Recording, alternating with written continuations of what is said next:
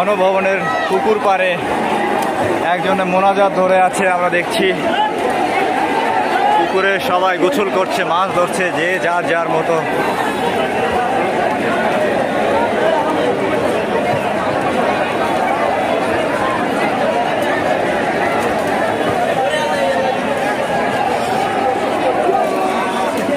সরকার যেন আমাদের জনগণের সেবা করতে পারে সেই তৌফিক দাও।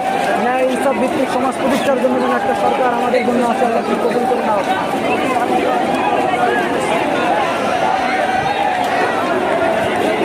ভাই কি চাইলেন আল্লাহর কাছে? আল্লাহর কাছে চাইলাম এই জালিম মুক্ত হয়েছে, এই বাংলাদেশে যেন একটা ন্যায় ও ইনসাফ ভিত্তিক সরকার আসে, সে যেন জনগণের পক্ষে কাজ করে।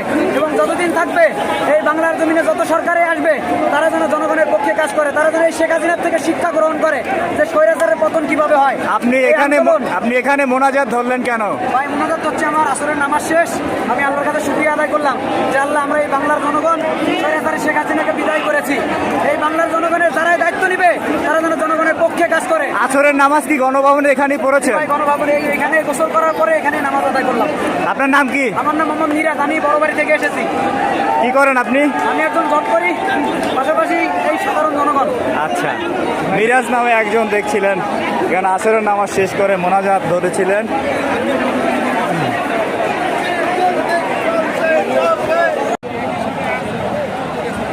নামাজ আদায় করছে গণভবনের ভিতরে হাজার হাজার মানুষ।